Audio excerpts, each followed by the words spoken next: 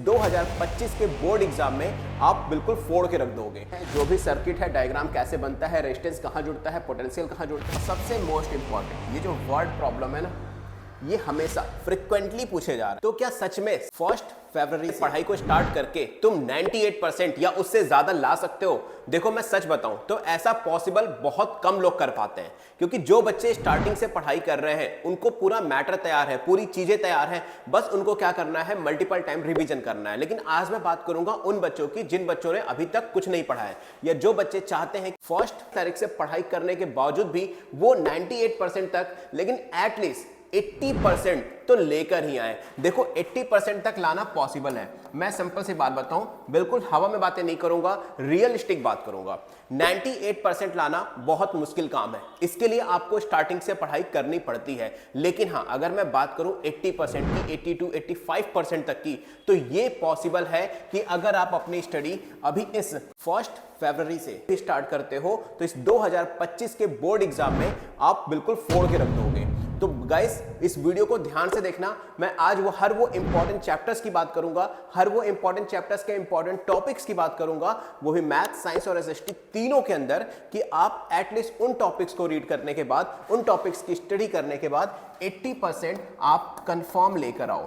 और ऐसा मैं अपने एक्सपीरियंस से बता रहा हूं, क्योंकि मैं तुमसे क्लियर कट बात कर दूं कि हर साल सीबीएसई में क्लास 10th में जो बोर्ड पेपर बनता है ना, वो सिर्फ और सिर्फ 20 से 25% सिलेबस से ही रिपीटेड क्वेश्चंस आते हैं। यानी कि तुम्हारा जो 80 मार्क्स का पेपर है, वीडियो थोड़ा सा लंबा होगा बट वीडियो को लाइन बाय लाइन और ध्यान से देखना।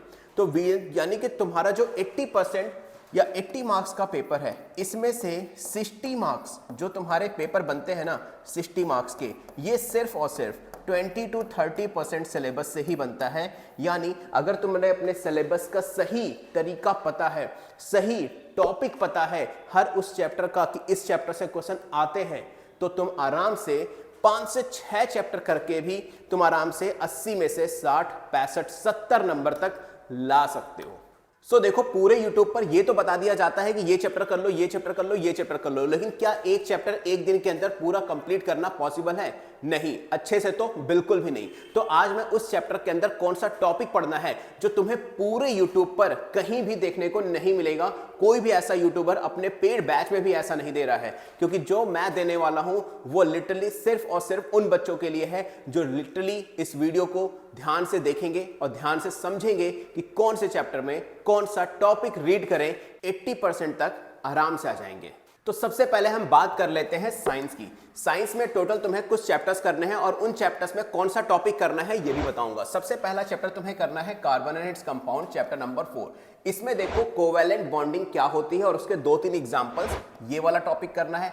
वर्सेटाइल नेचर ऑफ कार्बन, कि कार्बन का कौन सा नेचर बहुत ज्यादा वर्सेटाइल है, वो वाला टॉपिक कर लेना है।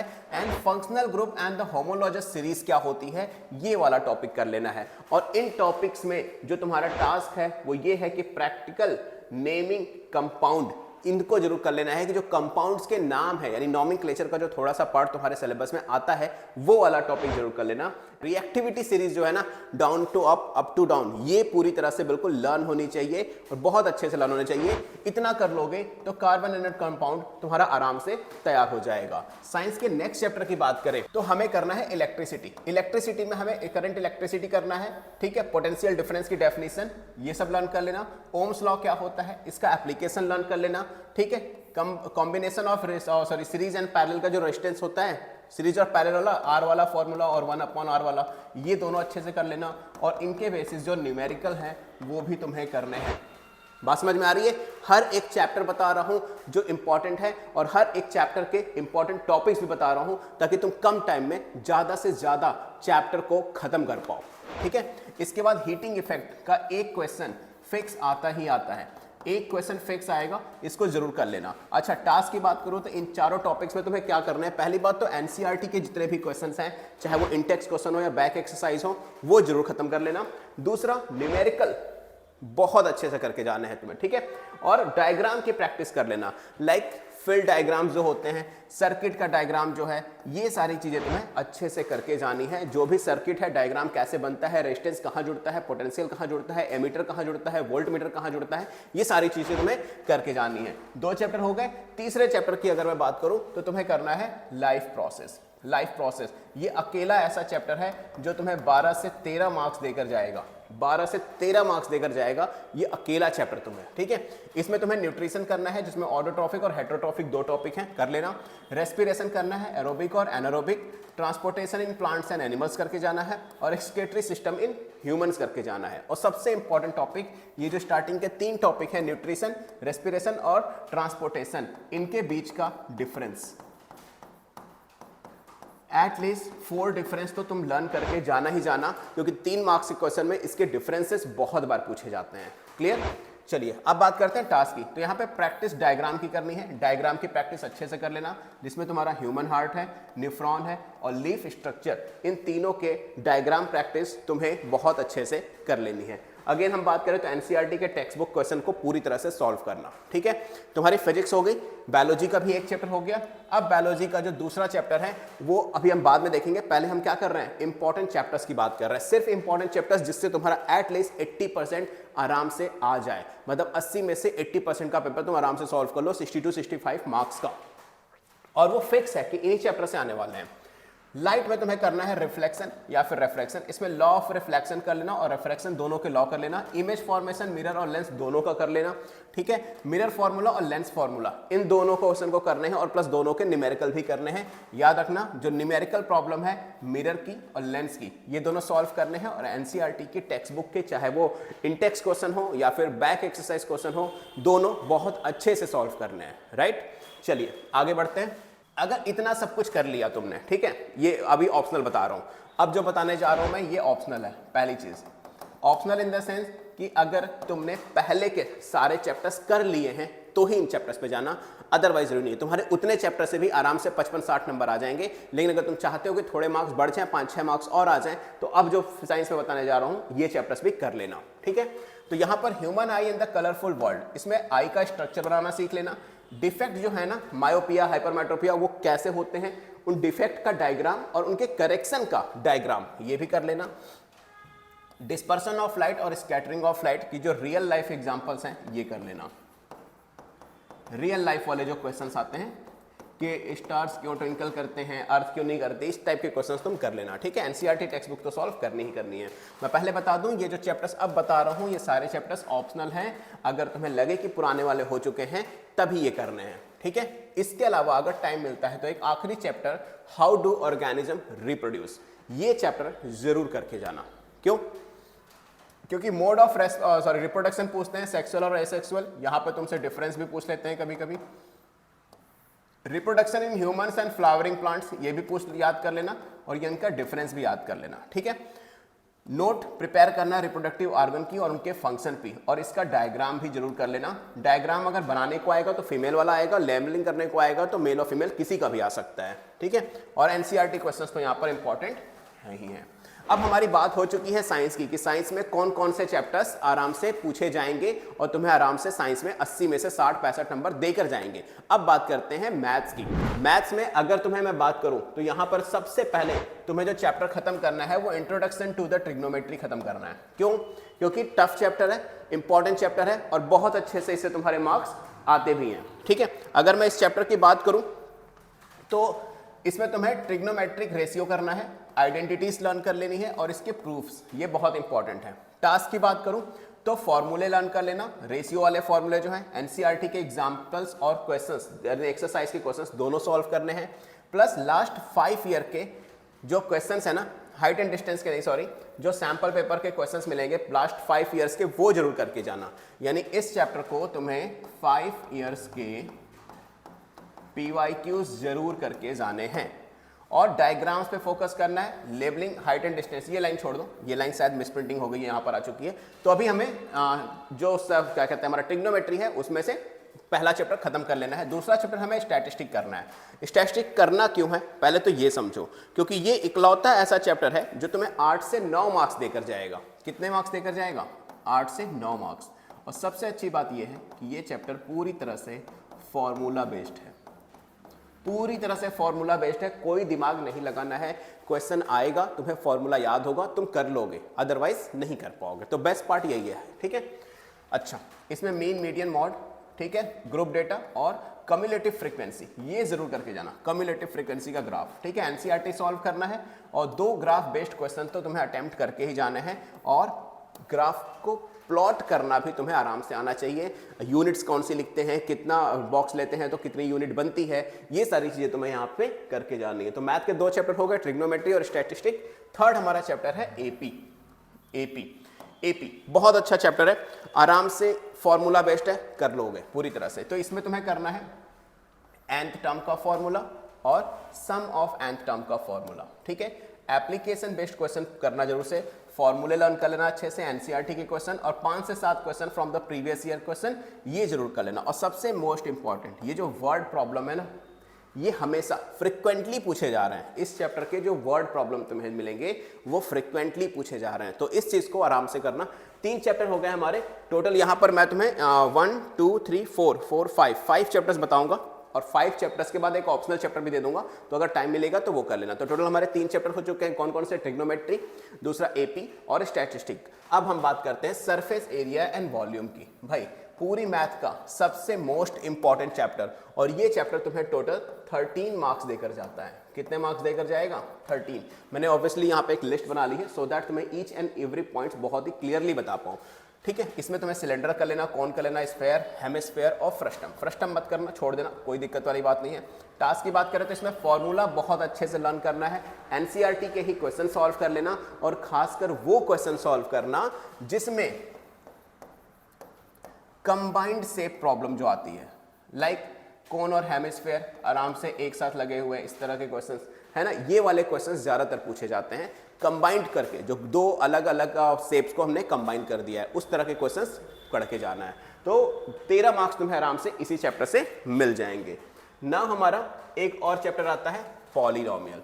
पॉलिनोमियल में कोई ऑप्शन नहीं है भाई साहब, फुल चैप्टर करके जाना, फुल चैप्टर करके जाना है, पूरी एनसीईआरटी करके जाना और प्रीवियस ईयर के 4-5 साल के क्वेश्चन पेपर कर लेना, ठीक है। ये चीज हो गई, हमारे 5 मेजर चैप्टर्स हमारे पास हो गए। अब मैं बात करूंगा ऑप्शनल की। तो ऑप्शनल में अगर तुम्हें टाइम मिलता है तो रियल नंबर कर लेना। रियल नंबर में भी ज्यादा कुछ नहीं, सिर्फ और सिर्फ इर्रेशनल प्रूफ करने वाला कर लेना, इर्रेशनल प्रूफ करने वाला कर लेना। इसमें भी तुम √2, √3 और √5 की प्रैक्टिस कर लेना, बस तुम्हारा काम हो जाएगा। मोस्ट ऑफ द चांसेस में √3 ही पूछते हैं, तो मेक श्योर ये √3 वाला तो जरूर करके जाना, ठीक है। ज्यादा कुछ नहीं करनी इस चैप्टर में, और कुछ मत करना, सिर्फ और सिर्फ इर्रेशनल प्रूफ करने वाली चीजें करनी है। अगेन प्रोबेबिलिटी की बात करें तो हम सबको पता है सीधा सीधा फॉर्मूला बेस्ड क्वेश्चन है, तो जो स्टेटमेंट वाले क्वेश्चन है वो करके जाने हैं। कौन से क्वेश्चन? स्टेटमेंट वाले क्वेश्चन, ठीक है। कोऑर्डिनेट ज्योमेट्री में ग्राफ प्लॉट करना सीख लेना, ग्राफ प्लॉटिंग सीख लेना, ये सारी चीजें इंपॉर्टेंट है। क्लियर? आई होप क्लियर समझ में आ गया होगा कि ये सारे जो 3 चैप्टर मैंने बताए हैं ये ऑप्शनल है, कि अगर पुराने वाले तुम्हारे हो जाते हैं 5 chapter, surface area and volume, trigonometry और अरिथमेटिक प्रोग्रेशन, स्टैटिस्टिक और हमारा एक कौन सा चैप्टर था, पॉलिनोमियल, ये 5 चैप्टर अगर तुम्हारे हो जाते हैं देन तुम इन 3 चैप्टर्स के ऊपर बढ़ना, अदरवाइज ये 3 चैप्टर करने की जरूरत नहीं है। तुम्हारे वैसे भी आराम से 80 में से 60 मार्क्स आ जाएंगे। क्लियर? मैथ की बात भी हो गई और अब हम बात करते हैं किसकी? हमारे एसएसटी की। मैंने इसीलिए कहा था कि वीडियो थोड़ा सा लंबा होगा, क्योंकि मैं एक ही वीडियो में हर एक टॉपिक क्लियर कर दूं ताकि तुम्हें 10 बार 10 वीडियो देखने की जरूरत ना पड़े। और वीडियो के एंड में मैं ये भी बताऊंगा कि तुम्हें और कौन सी 3-4 चीजें करनी है जो इन्हीं के साथ हो जाएंगी, बहुत ज्यादा बर्डन नहीं है, इन्हीं के साथ हो जाएंगी और बहुत ही कम टाइम लगेगा, लेकिन भाई तुम्हें हो सकता है 60 से 65 तक तुम पहुंच जाओ। बस वो 3-4 चीजें कर लोगे तो मतलब 65 तक आराम से पहुंच जाओगे, 80 में से 65 नंबर आ जाएंगे, ठीक है। तो एसएसटी में हम सबसे पहले बात करते हैं हिस्ट्री की। तो हिस्ट्री में हमें 2 चैप्टर करना है, rise of nationalism in Europe and nationalism in India, ठीक है। Rise of nationalism in Europe की बात करें तो हमें की इवेंट्स जैसे French revolution, Napoleon's, unification of Germany, ठीक है, एंड इटली और बल्कन नेशनलिज्म, इन सब की डेट्स, इवेंट्स के बारे में थोड़ा थोड़ा 5 से 6 लाइन में याद कर लेना है। मेजर पर्सन कौन था, डेट्स क्या इंपॉर्टेंट थी, एग्जैक्टली हुआ क्या था और इसका बिहाइंड द सीन क्या था, मतलब बिहाइंड द सीन चल क्या रहा था इसके अंदर, ठीक है। इन सारी चीजों को कर लेना। टाइमलाइन पर फोकस करना मैप वर्क के लिए, ठीक है, टाइमलाइन का मतलब पहले कौन सा इवेंट हुआ था, दूसरा कौन सा इवेंट हुआ था, तीसरा कौन सा इवेंट हुआ था, इस तरह से सीरियल वाइज याद करना, और ऐसे याद करना भी आसान हो जाता है। ठीक है, और मैप वर्क की बात करूं तो मैं मैप वर्क पे बहुत ही जल्दी एक बहुत ही अच्छा वीडियो लेकर आऊंगा जो 5 से 6 पेजेस में तुम्हारा पूरा का पूरा मैप वर्क उसमें होगा। ठीक है, नेशनलिज्म इन इंडिया की बात करें तो यहाँ पर जो तुम्हें नॉन कॉर्पोरेशनल मूवमेंट था, सिविल डिसोबीडियंट मूवमेंट था और role of the Gandhi ji, ये 3 टॉपिक के बारे में बहुत अच्छे से प्रिपेयर करके जाना है। नाउ अगर बात करूं मैप वर्क की तो major location and freedom struggle, मतलब फ्रीडम स्ट्रगल से रिलेटेड जितनी भी मेजर लोकेशन थी, जैसे खेड़ा था, ठीक है, और तो ये सब चीज़ें, गुजरात, पोरबंदर, ये सब चीज़ें तुम्हें आराम से मैप में लोकेट करना आना चाहिए, तुम्हें पता होना चाहिए कहाँ पर है इस चैप्टर में। क्लियर, हिस्ट्री की बात हो गई। आगे बढ़ते हैं हम किस पे, सिविक्स पे। सिविक्स में तुम्हें सबसे पहले पावर शेयरिंग और पॉलिटिकल पार्टीज कर लेनी है। पावर शेयरिंग की बात करूं तो स्टडी, केस स्टडी क्वेश्चन जो बेल्जियम और श्रीलंका का है ना, इनसे क्वेश्चंस आते हैं। Understanding the power sharing essential in the democracy, democracy के अंदर पावर शेयरिंग इसेंशियल क्यों है, ये पूछा जाता है। एंड एनसीईआरटी के क्वेश्चन सॉल्व कर लेना, तुम्हारा पावर शेयरिंग का काम आराम से बन जाएगा। ठीक है, पॉलिटिकल पार्टीज की बात करूं तो major political parties in India कौन कौन सी है, उनके फंक्शन और उनके चैलेंजेस क्या होते हैं, ये रीड कर लेना, डायरेक्ट टॉपिक तुम्हें बुक में देखने को मिल जाएगा। अच्छा, how political parties contribute to the democracy. अब डेमोक्रेसी में पॉलिटिकल पार्टीज कैसे कंट्रीब्यूट करती है, तो इसमें 2 चीजें हैं, रूलिंग पार्टी का भी करना और ऑपोजिशन पार्टी दोनों का करना है, ये याद रखना। क्लियर, हमारे सिविक्स हो गई। अब हम आते हैं ज्योग्राफी के ऊपर। ज्योग्राफी में हमारा पहला चैप्टर है वाटर रिसोर्स, दूसरा चैप्टर है एग्रीकल्चर और तीसरा है मैन्युफैक्चरिंग इंडस्ट्रीज। यहाँ पर तुम्हें 3 चैप्टर करने हैं। ठीक है, तो वाटर रिसोर्सेस में वाटर की scarcity, multipurpose river project, rain water harvesting, ये 3 टॉपिक करने हैं। मैप वर्क पे ध्यान दे देना कि कौन सी रिवर और कौन सा डैम इंडिया के मैप में कहाँ पर लोकेट करते हैं, ये सारी चीज़ें भी करनी है। एंड एग्रीकल्चर की अगर मैं बात कर दूं तो एग्रीकल्चर में तुम्हें पढ़ना है जो टाइप्स ऑफ फार्मिंग क्या है, क्रॉपिंग पैटर्न क्या है, मेजर क्रॉप इन इंडिया, ये चीजें याद रखना, और मेजर क्रॉप इन इंडिया का मैप वर्क जरूर करके जाना है, मेजर क्रॉप इन इंडिया का। ठीक है, देखो जो तीसरा चैप्टर जो था मैन्युफैक्चरिंग इंडस्ट्री, तो इसमें क्लासिफिकेशन ऑफ इंडस्ट्रीज कर लेना on the basis of this जो चीजें हैं। ठीक है, pollution caused by the industries, ये टॉपिक इंपॉर्टेंट है तुम्हारा, इससे क्वेश्चन पूछे जाते हैं, खासकर case based question, case based question यहाँ से बन जाते हैं। तो एनसीईआरटी अटेम्प्ट कर लेना और मैप वर्क की प्रैक्टिस कर लेना। मैप वर्क का मैंने बता ही दिया है कि तुम्हें इंपॉर्टेंट चीजें मैं खुद ही लाकर दे दूंगा। ठीक है ना, हमारी बात आती है इकोनॉमिक्स की। इकोनॉमिक्स में 2 चैप्टर करने हैं, sectors of economy and money and the credit. तो सेक्टर्स एंड इकोनॉमी में प्राइमरी, सेकेंडरी, टर्सरी सेक्टर के बारे में पढ़ लेना, एग्जाम्पल 2-3 दिन पढ़ लेना, और जीडीपी के बारे में पढ़ लेना, जीडीपी कैसे एम्प्लॉयमेंट और ट्रेड्स को कंट्रीब्यूट कर रही है हमारी कंट्री के अंदर, ये सारी चीजें। मनी एंड द क्रेडिट में modern currency, self help group, formal sector, credit India and the source of credit, ये सारी चीजें तुम्हें करके जानी है। तो ये था हमारा पूरा मैथ साइंस एसएसटी का पूरा कंप्लीट गाइडेंस कि तुम 1 फरवरी से इन टॉपिक्स को, इन चैप्टर्स को फॉलो करोगे तो आराम से 80 में से 60 मार्क्स आ जाएंगे। ना मैंने कहा था कि वीडियो के लास्ट में कुछ ऐसा जरूर बताऊंगा कि तुम्हारे 80 में से जहां अभी 60 आने वाले हैं तो तुम आराम से 65 तक आराम से लेकर आ जाओगे। अब वो चीजें क्या है, ध्यान से सुनना इस वीडियो को ताकि सारी चीजें तुम्हें पता रहे, और वीडियो को ज्यादा से ज्यादा स्टूडेंट्स तक शेयर भी कर देना। ठीक है, चलो तो पहली चीज तुम्हें क्या करनी है, do most repeated questions, do most repeated questions. अब तुम कहोगे भैया ये हम कहां से मिलेंगे, हमें मोस्ट रिपीटेड क्वेश्चंस कौन से हैं? बहुत ही सिंपल है। सिंपल, तुम्हें क्या करना है, इसके लिए लास्ट 5 ईयर्स के क्वेश्चंस जो बोर्ड में पूछे गए हैं वो क्वेश्चंस कर लेना, तुम्हारा काम बन जाएगा। ठीक है, इसके अलावा बहुत लोग कहते हैं पीवाईक्यूज करने हैं, पीवाईक्यूज और लास्ट 5 ईयर का क्वेश्चन पेपर, दोनों में बहुत ज़्यादा डिफरेंस नहीं है, तो दोनों में से जो करना चाहो, अगर पीवाईक्यूज तुम करना चाहो तो ये भी लास्ट 5 ईयर्स के कर लेना, 5 ईयर्स के कर लेना, तुम्हारा काम आराम से बन जाएगा। एंड नाउ सबसे मोस्ट इंपॉर्टेंट चीज़ें, तुम जो भी स्टडी कर रहे हो, जो भी पढ़ रहे हो, उसको भाई सीरियसली पढ़ना,